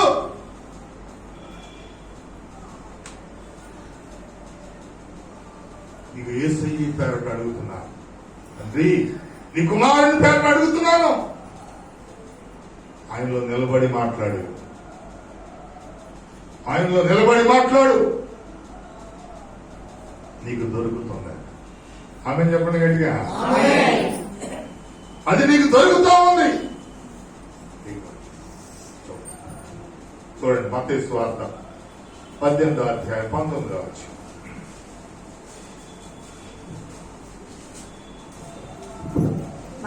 మరియు మీలో ఇద్దరు తాము వేడుకొని దేనిని గూర్చి అయినను భూమి మీద ఏకీభవించిన యెడల అది పరలోకమందును నా తండ్రి వలన వారికి దొరుకునని మీతో చెప్పుచున్నాను. ఆమె చెప్పండి గట్టిగా. ఎలా దొరుకుతుంది? మీలో అంటే మీ కుటుంబంలో కనీసం ఇది జరగదు మనకి. ఇది కుటుంబంలో లేకపోతే ఏమీ ఉండదు. చాలా సిన్సియర్ చెప్తాను. మీలో ఇద్దరు, దేవుడు కూడా ఏం చేశాడు? కన్స్ట్రక్షన్ ఇచ్చాడు, మార్జిన్ ఇచ్చాడు. కనీసం కుటుంబంలో మినిమం 3 లేకపోతే 4 ఉంటామా? ఉండవా? ఉన్న 4. ఎందుకని ఒకడు మాట వినడానికి తెలుసు దేవుడికి. వీళ్ళు ఎవడి మాట వినరు. మోనార్కులు. తల్లికి కావాల్సింది ఆడే, ఎన్నోడే. తండ్రికి కావాల్సింది ఆడే, ఎన్నోడే. ఎందుకని? తప్పు కుమారుడు వెళ్ళిపోతే తండ్రి ఉన్నవాడి గురించి ఆలోచించట్లా. ఎవరి గురించి ఆలోచిస్తున్నాడు? వెళ్ళిపోయిన వాడి గురించి ఆలోచిస్తున్నాడు. దేవుడు కూడా అంతే. నీతి మంతుల గురించి ఆలోచించట్లా. ఆయన ఎవరి గురించి ఆలోచిస్తున్నాడు? పాపుల గురించి ఆలోచన. ఏ ధర్మశాస్త్రం ఏం చెప్పదు, ఏ వేదాలు ఏం చెప్పదు. వేదాలు ఏం చెప్తే తప్పు చేసిన వాడు శిక్షే అంటే. ఇక్కడ తప్పు చేసిన వాడి కోసం ఎదురు చూస్తారు. మనం ఏం చేస్తాం? ఇదే ఆలోచన తీసుకుని తప్పు మీద తప్పు, తప్పు మీద తప్పు, తప్పు మీద తప్పు చేసుకోవడం. మనకేంటి అనుకుని కొంతకాలం చూస్తాడు. ఏం చెప్తావు? ఏం చెప్తాడు? ఇద్దరు ఏకీభవించండి. వైఫ్ అండ్ హస్బెండ్ ఎప్పుడు వీళ్ళిద్దరు ఏకీభవిస్తారు. వాళ్ళిద్దరు ఏకీభవిస్తే సమస్య ప్రపంచంలో ఉండదు. అర్థమైందా? వాళ్ళిద్దరు ఏకీభవిస్తే కుటుంబంలో సమాధానమే, కుటుంబంలో శాంతి, కుటుంబంలో సౌఖ్యం, సౌభ్రాతత్వం. వీళ్ళిద్దరు ఏకీభవించరు కదా. సరే, ఓకే. ఆ పెద్దోడైనా ఏకీభవించి తల్లి, ఆ పెద్దోడు నువ్వు కలిసి కూర్చొని ప్రార్థన చేయండి. ఆడ అసలు మాట్లాడినట్టు ఓకే అని తీసేయి. పోనా చిన్నోడన్నా పిలిచి ప్రార్థన చేయరా నువ్వన్నా? ఎందుకని? ఈ ఇంట్లో ఇద్దరుంటే అమ్మ పక్షాన ఒకడు, నాన్న పక్షాన ఒకడు. దేవుడి పక్షాన ఎవడు? అమ్మా, దేవుడి పక్షాన ఎవరు? కనీసం ఇద్దరు ఏకీభవించకపోతే నీకు దొరకదు. నువ్వు ప్రార్థన చేసేటప్పుడు ఎవడో మా అమ్మాయి పడుకుంటుందంటే నేనేమో ఆ ఇద్దరు మధ్య పడుకున్న వాళ్ళ మధ్య మోకరించి ప్రార్థన చేస్తానంటే అక్కడి నుంచి ఆయన అపహసిస్తాడు నిన్ను చూసి. ఎంత ప్రార్థన చేసినా ఏమీ రావట్లేదండి. ఎందుకు వస్తాయండి? అమ్మాయి పక్కన నువ్వు కూడా పడుకొని వెళ్ళి. చాలా విచిత్రంగా ఉంటాయి సమాధానం. ఆయన లేపాను మంచం మీద పైన లేపితే అండి మంచం కింద దూరి పడుకుంటున్నాడండి. నేనేం చేయను? ఏం చేయొద్దు, నువ్వు కూడా మంచం కింద దూరి పడుకో. ఏం చేస్తావు?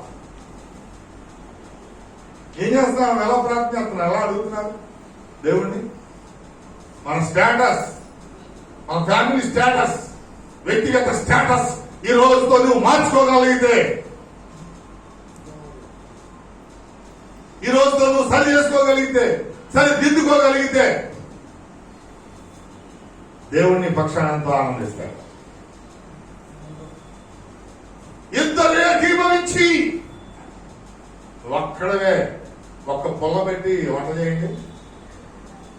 ఒక పొల్ల ఏంటి పైన ఒక డేక్ష పెట్టి ఒక పొల్ల ఏంటి వెలుగుతాను ఎలాగో. ఎప్పుడే క్రాస్ అన్న క్రాస్, దానికి ఇంకో పొల్ల ఏమవ్వాలి? క్రాస్. అప్పుడు మంట ఒకదానికొకటి సపోర్ట్ సహకరించుకుని మంట అది మండుతుంది. నేను ఒక్కడే ఒంటరిగా ఉంటాను ఇష్టం అండి, నువ్వు ఒక్కడిగానే ఉండంటే ఏమైపోతుంది? ఒంటిగానే మీకు నాకు అవడంతో పడదాండి. అసలు నేను అసలు టచ్ చేయనండి, ముట్టుకోనండి, ముద్దెట్టుకోనండి.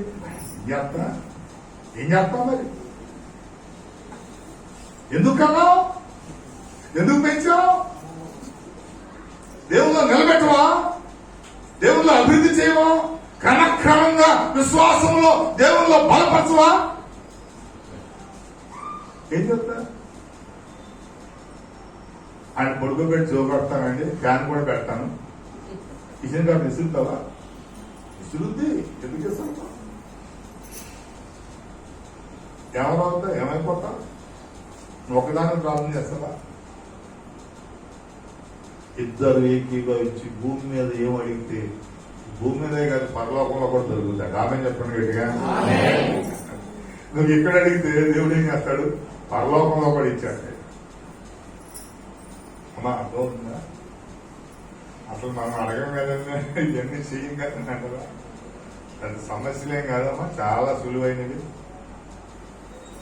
చాలా తేలికైన పద్ధతులు చెప్పాడు దేవుడు. నువ్వు ఇక్కడ అడుగు, ఎక్కడ ఒక్కదానివే కా. మీలో చాలా మంది ఒంటరిగా ప్రార్థన చేస్తారని నాకు తెలుసు. బట్ అది ఫలించాలి, అది ఫలించాలి. ఒంటరిగా ప్రార్థన చేస్తే అది దానికి ప్రాసెస్ వేరుగా.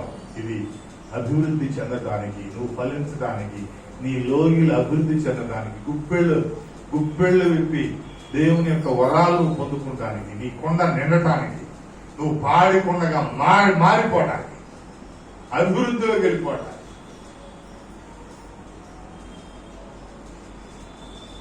ఏమని ఎంత అడిగినా ఆయన అంటే నేను ఇంతే, పిల్లలంతే, ఇవన్నీ చేసి చూడండి. అంటే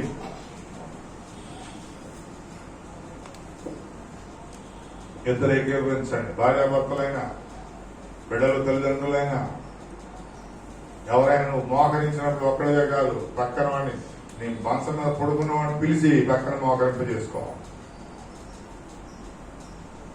మన శుక్రవారం ప్రార్థన పద్ధతులు చెప్పాను. ఎంతమంది గుర్తున్నాయో మరి బుధవారం ఆయన రాసుకొస్తా ఉన్నారు. ఏమవుతుంది తెలవు. ఇద్దరు ఏకీభవించి ప్రార్థన చేయండి. అది మీకు ఇక్కడ లభిస్తుంది, పరలోకంలో కూడా లభిస్తుంది. అది ఎన్నో పద్ధతి? అది మూడవ పద్ధతి. చూడండి 21,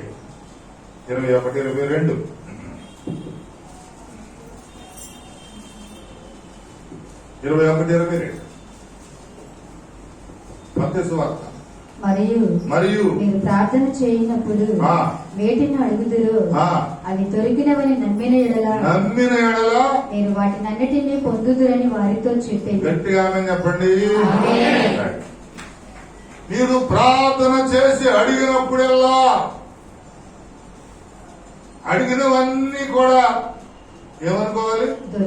దొరికినవి పొందుకున్నామని ఏం చేయాలి? నమ్మాలి. నేను ఇప్పుడు ఇది అడిగాను, నాకు దేవుడు ఇచ్చేశాడు. ఇస్తున్నాడు కాదు, ఇచ్చేశాడు. అమ్మా అది దేవా నాకు ఇది ఇచ్చే వందనాలు, దేవా నాకు ఇది ఇచ్చేసే వందనాలు, ఇచ్చేసానంత ఆయన ఇవ్వలేదనుకో అప్పుడు ఫీల్ అవడం ఆయన వంతవు. నువ్వు నేను ఇచ్చేసానని నమ్ముతుంది కదా నా బిడ్డ. అయ్యా నువ్వు నాకు ఇచ్చేసావు అని ప్రార్థన చేస్తే ఇప్పుడు మన ఇంట్లో ఆయన చూసినప్పుడు లేదనుకో, అమ్మో ఇచ్చావని నమ్ముతున్నారు కదా, ఇప్పుడు నేను ఇయ్యిపోతే అక్కడ నా మాట ఏమవుతుంది? అర్థమవుతుందండి. నాయన మొన్న తెచ్చి ఇంట్లో పెట్టావు కానీ వందనాలు నాయన స్తోత్రాలు ఆ డాడీకి ఫోన్ చేసి చెప్పింది అనుకో, ఉద్యోగంలో ఉన్న డాడీకి, నేను ఎప్పుడు ఇచ్చాను అని ఆలోచనలో పడ్డాను. ఇప్పుడు పిల్లలు ఇచ్చింది అంటున్నారు కాబట్టి కనీసం తెలియకుండా తీసుకెళ్ళి ఏం చేయాలి అని పెట్టేసేయాలి ఇంట్లో. దేవుడు కూడా అంతే, దేవుడు కూడా ఇచ్చేసాం కదా, దేవా ఇచ్చావుగా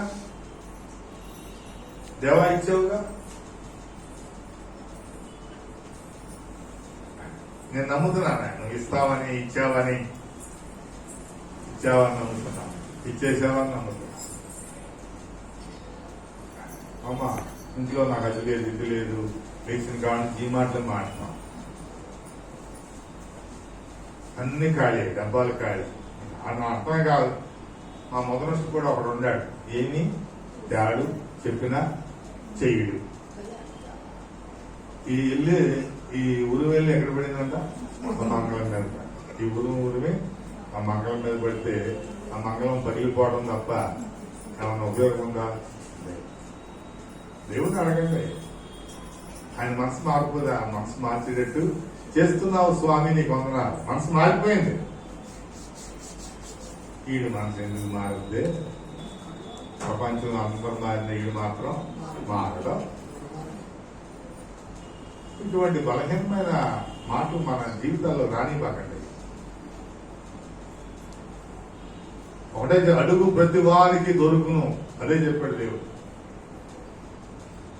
అడుగుడి మీకు ఇవ్వబడను, అదే చెప్పాడు. అడిగితే కొందరికి ఇస్తానని చెప్పలా. అడుగు ప్రతి వానికి ఇవ్వబడును. ప్రాసెస్ తెలుసుకోవాలంటే, అడిగే సిస్టమ్ తెలుసుకోవాలి. నువ్వు ఆయన అడుగు, ఆయన అడిగితే మార్గం చూపిస్తాడు. కరువులో ఏలియా గారు ప్రభువుని అడిగాడు, నువ్వు గన్నగా చూడు ముసలాం కనపడద్దని. సాగపోతే ఊరు కనపడుతుంది, ఆ ఊర్లో ముసలాం కనపడుతుంది, విధవరాలు కనపడుతుంది, ఆ దగ్గరికి వెళ్ళిపో. అయ్యా ఆమె విధవరాలు, ఆమె ముసలి, ఆమె పొలం వేసుకుంటుంది, ఇంకా నాకేం పెడుతుంది అన్నాడా? అనలా. నువ్వు ప్రార్థన అయిపోయిన కళ్ళు తెరిచి చూడు, నాకు కనపడుతుంది అది అద్భుతమైన ఆశీర్వాద వనరులు. వెళ్ళిపో ఆ దగ్గరికి. వెళ్ళిపోయాడు. మంచినీళ్ళు అడిగాడు. మంచినీళ్ళకి మనసు మార్చాడు. మంచినీళ్ళు కాదు, ఏమలో ఏదో ఉందని చెప్పి అమ్మ అప్పం పట్టురా అన్నది ఒక అప్పమే. ఓకే తెచ్చి ఇచ్చేసాను. అడిగాడు. ఈయన అడగకపోతే అమ్మ ఇచ్చేది కాదు. నమ్మకంగా అడిగాడు ఇచ్చేసింది. ఆ ఇవ్వటం వల్ల ఈయన 3.5 సంవత్సరాలు అక్కడే ఉండి భోజనం చేసుకున్నాడు. ఆమె కుమారుడు ఇల్లంతా పాడి కొండలైపోయింది. నూనె పాడి కొండ అయిపోయింది. పిండి కొండ అభివృద్ధి ఆశీర్వాదకరమైన పాత్రగా మారిపోయింది. మనం ఎంత ఉండగానే లేదు లేదని సాటింపు వేసుకుండా తిరుగుతాం. ఏమీ లేవు మాకు, ఏమీ లేకుండా అయిపోతాం. ఎప్పుడు కూడా దేవుడు ఇచ్చిన తర్వాత అది లేదు ఇది లేదని మనం ఎప్పుడు చెప్పుకోకూడదు. బ్రతుకంత అలాగే అయిపోతాం. నమ్మేమో అనే అంతే. అడిగాను నేను, ఆయన ఇస్తాడు. దీనిలో ఎక్కడ కాంట్రవర్సీ, వ్యతిరేక విధానం, వ్యతిరేకమైన కార్యక్రమాలు, పనులు ఏముండవు. క్రీస్తు ప్రేమ తప్ప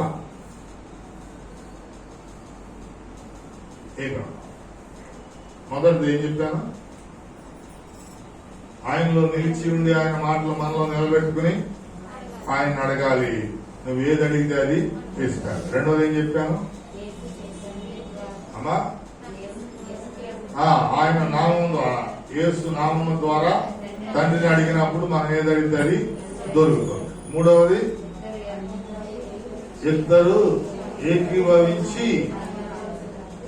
ఏకీభవించి నా నామాన తండ్రి నామాన్ని ఏమడిగితే అది మీకు లభిస్తాం. నాలుగోది ఏం చెప్పాను?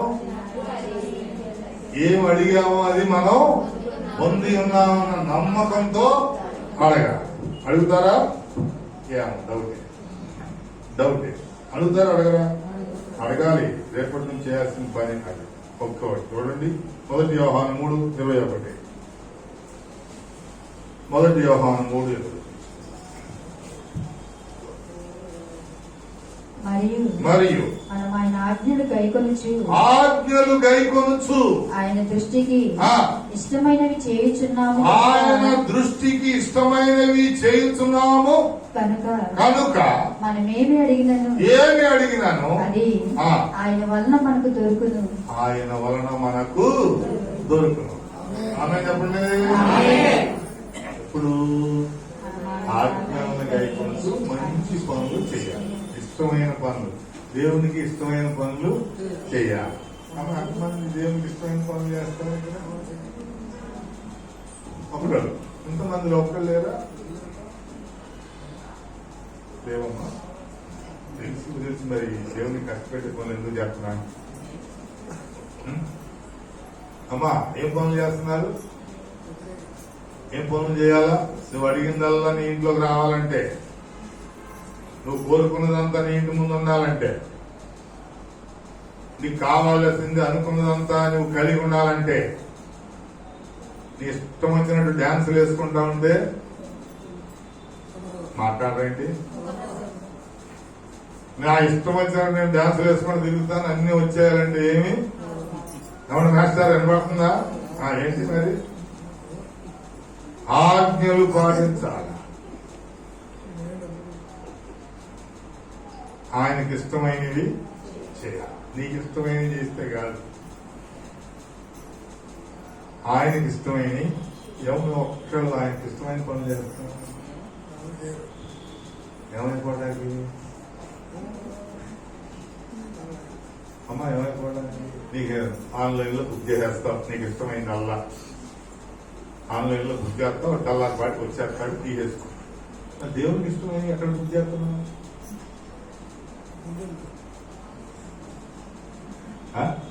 దేవునికి ఇష్టమైన పనులు ఎక్కడ చేస్తున్నావా?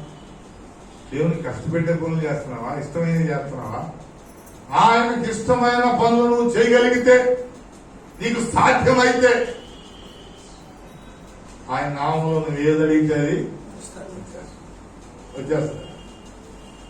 ఇవన్నీ చేయకుండా నాకు అది కావాలి ఇది కావాలంటే ఉన్నాయి కూడా పడాలి. ఏం లేదు, ఇవన్నీ చేస్తే నీకు 1000 రూపాయలే జీతం.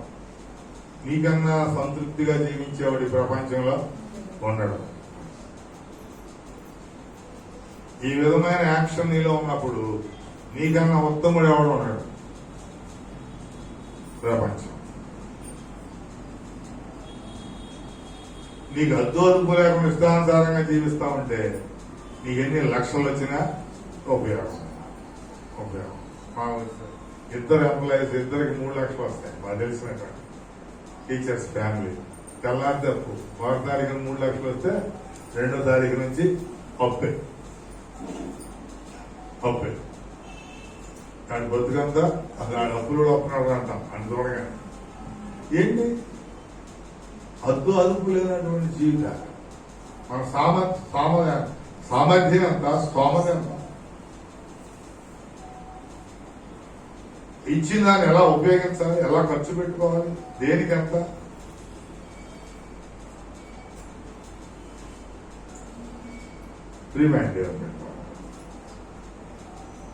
ఖచ్చితంగా దేవుడు ఆయన మాట్లాడిన మాటలు మన జీవితాల్లో నెరవేరుస్తాడు, ఫలింపజేస్తాడు. బట్ ఆయన చిత్తాన్ని గ్రహించి ఆ చిత్త ప్రకారం మన జీవితాన్ని మలుచుకున్నప్పుడు ఆజ్ఞలు గైకొనాలి.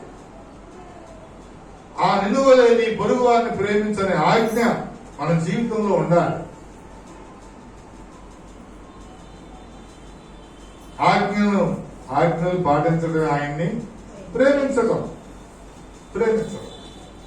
ఆయన్ని ప్రేమిస్తే నువ్వు చేసేది మంచి పనులే, మంచి కార్యాలు. ఆయనకి ఇష్టం ఉపకారము ధర్మము చేయమరువకుడి.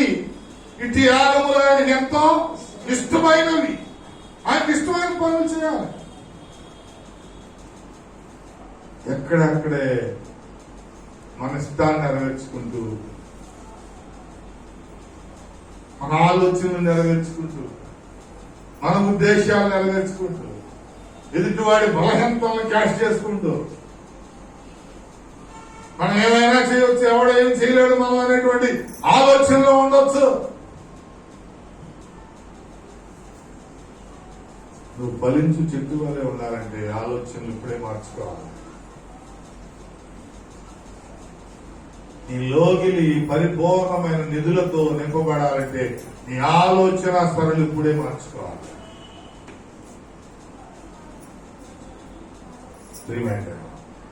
లేకపోతే కరువే కాపురం చేస్తుంది.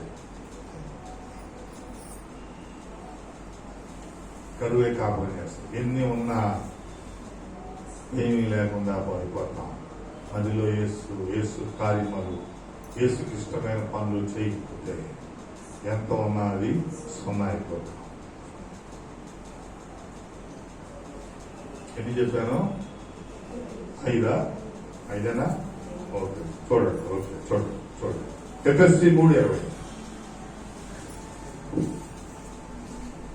ఎఫ్ఎస్సి 3:20.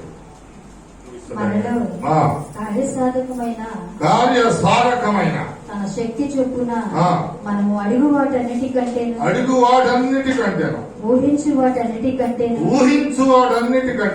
అత్యధికముగా చేయ శక్తి గల దేవునికి క్రీస్తు యేసు మూలముగా సంఘములో తరతరములు సదాకాలము మహిమ కలుగును గాక. అడిగిన వాటికంటే ఊహించు వాటికంటే అత్యధికముగా చేయ శక్తి గల దేవుని ఏం చేయాలి? మన కార్యమును బట్టి గాక, మన శక్తిని బట్టి గాక ఆయనను అడగాలి. అమ్మా ఎట్లా అడగాలి? మన శక్తిని బట్టి కాక, మన కార్య సాధనను బట్టి కాక. కార్యం మనం ఇంత కార్యం చేశామండి, మనం అక్కడ బిల్డింగ్ కట్టించాం, విజయ్ వస్తాడు, ఎంత చేశాం, అంత చేశాం, అది చేశాం, ఇది పీకాం, 40,000 అంటే ఇది పగలగొట్టాం, అది మళ్ళీ కడుతున్నాం, అక్కడ బొక్కలేసాం, ఇక్కడ ఇది పీకేసాం, 30,000. ఓ బాగా ఓకే. కానీ ఇప్పుడు ఇక్కడ ఏమైంది? ఆయన కార్య సాధకం బట్టి ఇక్కడ మనం చేసిన కార్య సాధకాన్ని బట్టి దేవుని దగ్గర అడగటానికి వీళ్ళ అర్థమవుతుందా? కొంతమంది చిన్నప్పుడు అది చేశాను, పెద్ద అయినప్పుడు ఇది చేశాను, ఇప్పుడు అలా చేస్తున్నాను, ఇప్పుడు ఇలా చేస్తున్నాను, నువ్వు మాత్రం ఏమీ చేయలేదు. ఏమీ చేయదు. ఎంత చేస్తున్నాను నువ్వెంత కూడా చేయట్లేదు. ఏం చేస్తా? అదే చెప్తున్నాడు. నువ్వు కార్య సాధకాన్ని బట్టి మాత్రం నువ్వు అడగకుండా ఉంటే ఏం జరుగుతుందో తెలుసా? నువ్వు అడిగిన దానికన్నా ఊహించిన దానికన్నా అత్యధికంగా చివర ఉంటుంది. మీకు చివర అక్కడ కనిపిస్తా ఉంది. ఈ మొట్టమొదటి పాయింట్ ఎక్కడ కనపడింది? 6వ పాయింట్ మీకు అక్కడ కనిపిస్తాం. ఇది కట్టేటప్పుడు ఇక్కడ ఉన్నాయని పీకేసాం, లేకపోతే అన్ని పాయింట్స్ మనకు కనపడతాయి. అర్థమైందా? నీ శక్తిని బట్టి కాక, నీ కార్యమును బట్టి కాక ఆయన అడగాలి. ఇప్పుడు అడిగినప్పుడు ఏమిస్తాడు? నువ్వు ఊహించిన దానికన్నా, నువ్వు అడిగిన దానికన్నా అత్యధికముగా దయచేయటకు శక్తిగా దేవుడు నీ పక్షాన ఉన్నాడు. కాబట్టి నువ్వు ఎలా అడగాలో నేర్చుకో. ఎలా అడగాలి? 7వ లాస్ట్ చూడండి, 1వ అధ్యాయం యాకోబు యాకోబు 1వ అధ్యాయం 6వ వచనం ముందు తర్వాత 5వ వచనం. అయితే అతడు ఏమాత్రమును సందేహింపక విశ్వాసముతో అడుగవలెను. సందేహించువాడు గాలి చేత రేపబడి ఎగిరిపడు సముద్ర తరంగము వలె పోలియుండును. పోలియుండును. చూసారా ఏం చేస్తాడంట? సందేహింపక అడగాలి. నువ్వు అడగటానికి వచ్చావు దేవుని దగ్గరికి, మంచిదే. దేవుడు కూడా అవకాశం అడగమని. ఇప్పుడు ఎలా అడగాలి? సందేహింపక అడగాలి. సందేహింపక అడగాలి. మనకేం చేస్తాం? సందేహాలు. రాజుగారి దగ్గరికి వెళ్తే పెట్టరా, ఎవరు డాక్టర్, ఈ రాజుగారి దగ్గరికి వెళ్తే పెట్టరా, వర్తహార్ దగ్గరికి వెళ్తే పెట్టరా. అక్కడ ఒక రోజు తగ్గుద్దా, ఇక్కడ 3 రోజులు తగ్గుద్దా? అక్కడ సందేహం. అసలు ముందు ఏ అయ్యగారి దగ్గరికి వెళ్తే తగ్గుద్ది, బాబాని దగ్గరికి వెళ్తే తగ్గుద్దా, ఇంకా ఆ కళ్ళెల్లిపేట దగ్గరికి వెళ్తే తగ్గుద్దా? అది సందేహమే. అసలు ఏ నామంలో అడగాలి? యెహోవా నామంలో అడగాల, యెహోవా సాక్షులు చెప్పినట్టు, లేకపోతే యేసు ప్రభు నామంలో అడగాల, పరిశుద్ధాత్మ దేవుని నామంలో? అన్ని సందేహాలే. ఎప్పుడు అడుగుతా, ఎక్కడ అడుగుతా? పొద్దున్న ఒక ఆసుపత్రికి వెళ్తాం, సాయంత్రం ఇంకో ఆసుపత్రికి వెళ్తాం. దీనంతా కళ్ళే పని చేయట్లేదు కాబట్టి కళ్ళు చెవు డాక్టర్ దగ్గరికి వెళ్ళిపోతాం. ఏం చేస్తాం తెలియదు. వెళ్తే కానీ సిలువు బాగా వదలదు. కళ్ళు దగ్గరికి వెళ్ళి పరిశీలించరా, పొట్టోడు పొట్ట దగ్గరికి వెళ్ళు, పళ్ళోడు పళ్ళు దగ్గరికి వెళ్ళు అని చెప్పి అలా అన్ని రిపోర్ట్లు వచ్చినాక అవన్నీ చూసి నీకు ఏమీ లేదని రాజేస్తాడు. నువ్వు వెళ్ళాల్సింది ఒకటి దగ్గరికి. ఇక్కడికి వచ్చి సందేహింపక అడుగు. సందేహింపకుండా అయ్యా నేను దగ్గర నా కుమార్తెకి కావాలి, నా కుమార్తెకి మంచి విద్య కావాలి. 5వ వచనం చదవండి. 5వ వచనం చదవండి. మీలో ఎవరికైనా జ్ఞానం కొదువుగా ఉన్న ఎడల అతడు దేవుణ్ణి అడిగేవాడు. అమ్మ ఏం కొదువుగా ఉంటే? జ్ఞానం కొదువుగా ఉంటే ఎవరిని అడగాలి? దేవుని. మనకు ఉన్నదంతా జ్ఞానమే. ఇంకేమడుగుతా?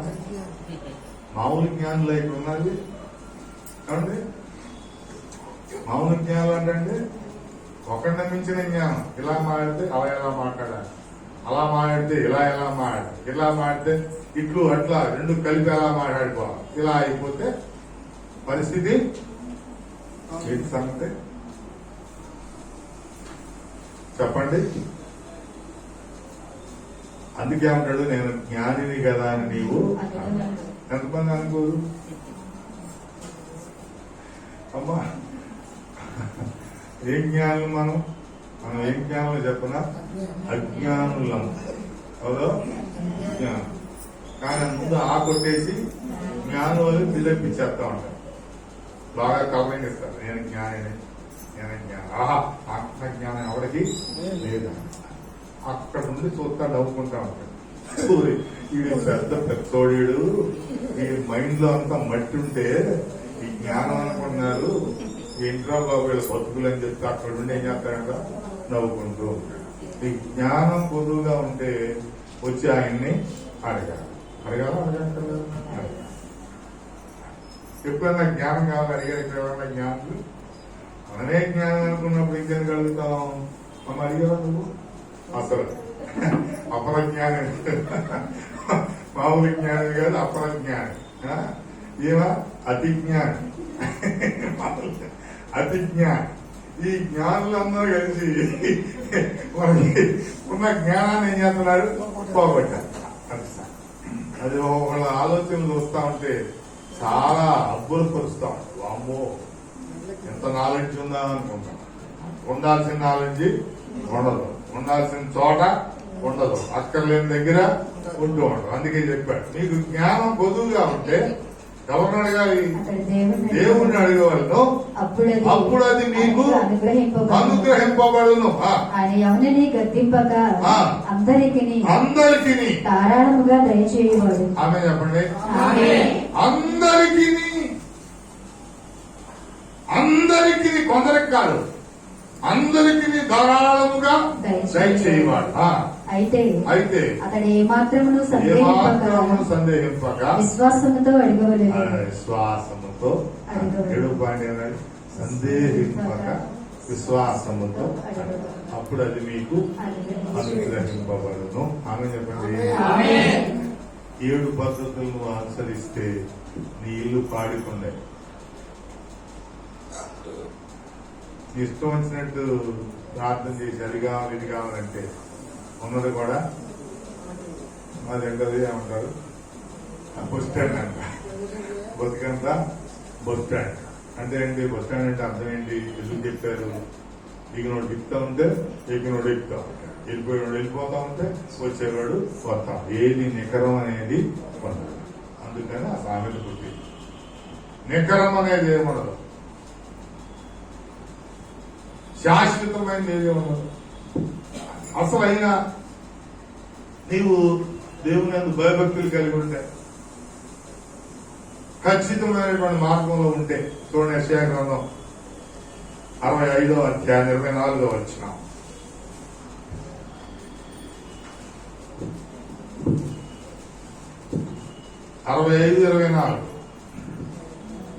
వారికి ఇలాగన జరుగును, వారి వేడుకొనక మునుపే నేను ఉత్తరం ఇచ్చేదను.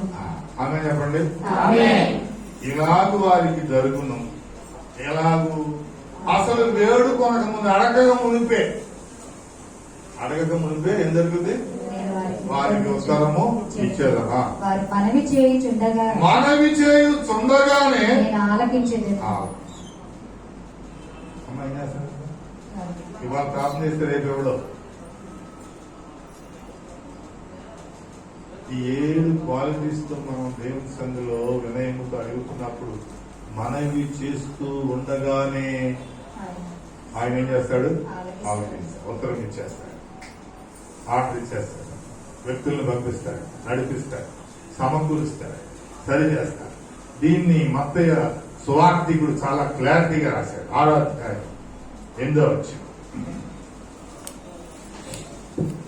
6వ అధ్యాయం మత్తయి 6:8. అడుగుడి మీకు ఇయ్యబడును, వెదకుడి మీకు దొరుకును, తట్టుడి మీకు తీయబడును, అడుగు ప్రతి వాడును పొందును. అడుగు ప్రతివాడును. ఆమె చెప్పండి. అడుగు ప్రతివాడు పొందును. 32వ వచనం.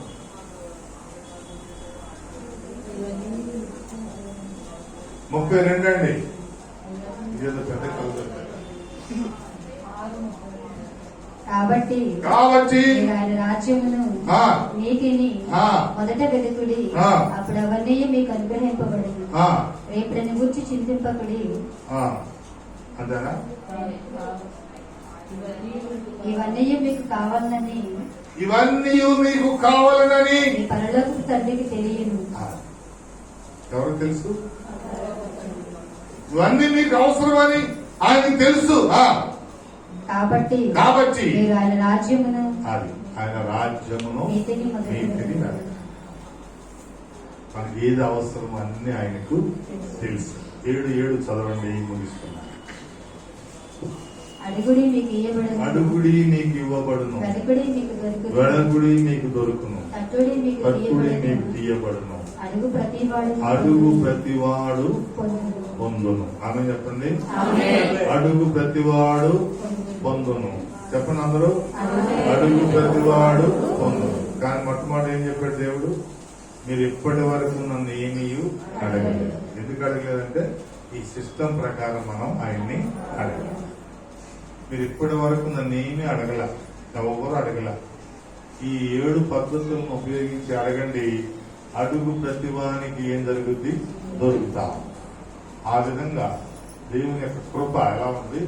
జనములను మీకు స్వాస్యముగాను భూదిగంతములను